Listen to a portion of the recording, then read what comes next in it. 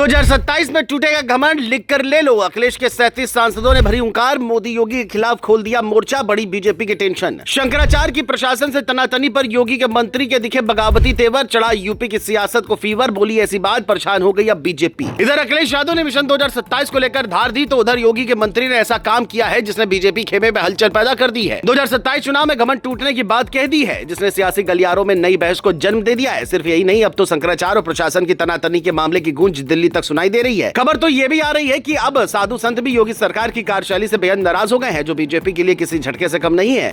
जबकि अखिलेश ने इस मामले पर खुलकर अपना स्टैंड लिया है, जिसके बाद साधु संतों में एक अलग ही छवि अखिलेश को लेकर दिख रही है, जिसने सबको हैरानी में डाला हुआ है। इसी बीच योगी के मंत्री ने जो कहा है उसने सरकार की मुश्किलों को बढ़ा दिया है। क्या कुछ संजय निषाद ने कहा जिससे अब बगावती तेवर बता रहे हैं, चलिए जानते हैं। दरअसल एक और जहां अखिलेश ने अपने 37 सांसदों को मिशन 2027 पर लगा दिया है, तो वहीं दूसरी ओर योगी सरकार के कैबिनेट मंत्री संजय निषाद ने जिस तरह से अलग अलग मुद्दों पर खुलकर राय रखी है, उसने सियासी गलियारों में यह चर्चा तेज कर दी है कि क्या यह सिर्फ बयानबाजी है या फिर सरकार के भीतर असंतोष की आहट। क्योंकि संजय निषाद का बयान ऐसे समय आया है जब सपा अपने संगठन को मजबूत करने में लगी और अखिलेश यादव लगातार मुद्दों पर सरकार को घेर रहे हैं। लेकिन असली बवाल शंकराचार्य और प्रशासन की तनातनी को लेकर के है, क्योंकि संजय निषाद ने जिस तरह से साधु संतों के जीवन पर, आचरण पर बयान दिया।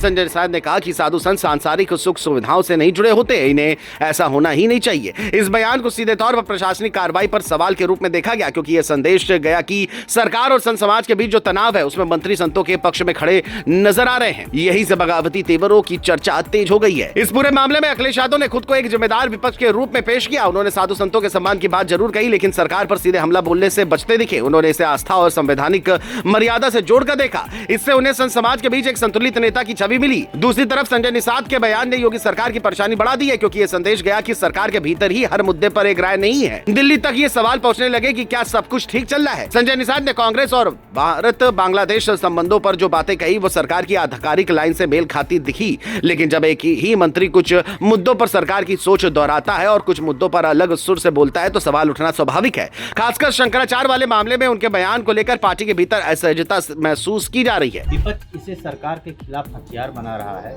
जबकि अखिलेश यादव इस मौके को सावधानी से भुना रहे हैं, बिना ज्यादा आक्रामक हुए। अब बड़ा सवाल यह है कि संजय निषाद के ये तेवर आगे क्या संकेत देते हैं। क्या ये केवल मीडिया के सामने कही गई बातें हैं या फिर सरकार के भीतर दबे असंतोष की झलक है। अखिलेश यादव पूरे घटनाक्रम को देखकर फिलहाल इंतजार की राजनीति कर रहे हैं। वो जानते हैं कि जल्दबाजी में दिया गया बयान नुकसान पहुंचा सकता है, इसीलिए वो मुद्दों पर टिके हैं और व्यक्तियों पर कम बोल रहे हैं। यही संतुलन उन्हें अलग दिखा रहा है। फिलहाल देखा जाए तो उत्तर प्रदेश की राजनीति के केंद्र में अखिलेश यादव नहीं बल्कि संजय निषाद के बयान है। सरकार के मंत्री का अलग सुर भाजपा के लिए नई चुनौती बनता दिख रहा है। वहीं अखिलेश यादव बिना उग्र हुए सरकार की मुश्किलों को बढ़ते हुए देख रहे हैं। अब आने वाले दिनों में ये साफ होगा कि ये बगावती तेवर सिर्फ बयान तक सीमित रहते हैं या फिर योगी सरकार के लिए अंदरूनी सिरदर्द भी बनते हैं।